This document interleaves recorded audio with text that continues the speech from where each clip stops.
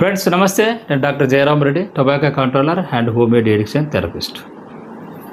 తాగుబోతులకు మర్యాద ఇవ్వండి అన్నది ఈ టైటిల్. ఈ వీడియోలో మనం ఎందుకు మర్యాద ఇవ్వాలని గమనిద్దాం. మద్యపాన వ్యసనం అనేది మధ్యకాలంలో చాలా ఎక్కువ అవుతుంది, మనం గమనిస్తున్నాం. అలవాటు పడిన వాళ్ళు, ఇక బానిస అయిపోయిన వాళ్ళు చాలా కుటుంబాన్ని హింస పెట్టడం, తర్వాత విలువలు లోపించి జీవించడం జరుగుతూ ఉంది, మనం గమనిస్తూనే ఉన్నాం.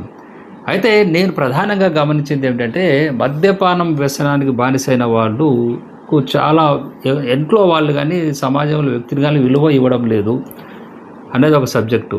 ఎస్పెషల్లీ ఇంట్లో వాళ్ళు. మనం మద్యాన్ని అసహించుకోవాలి తప్ప మద్యము తాగే వ్యక్తిని కాదు.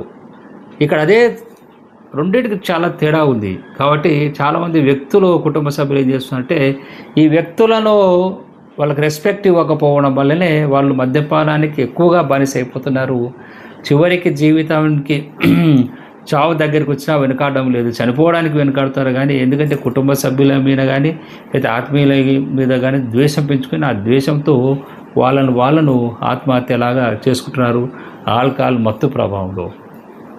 సో ఈ వీడియో ద్వారా నేను వ్యూవర్స్కి చెప్పేది ఏంటంటే, తాగుబోతులన్నీ మీరు నెగ్లెక్ట్ చేయొద్దండి, వాళ్ళని అసహించుకోద్దండి, వాళ్ళను దగ్గరికి తీసుకోండి, ప్రేమతో హక్కున చేర్చుకోండి. ఎస్పెషల్లీ కుటుంబ సభ్యులు, వాళ్ళకి మంచి మర్యాద ఇవ్వండి.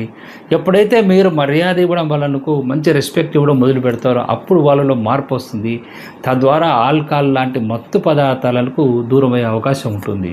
సో జాగ్రత్తగా గమనించండి. ఇటువంటి సమస్య మీ ఇంట్లో ఉన్నట్లయితే మా క్లినిక్లో homeo addiction therapy and counselling ద్వారా ఇటువంటి మత్తు పదార్థాల అలవేశాలను దూరం చేసుకోవచ్చు.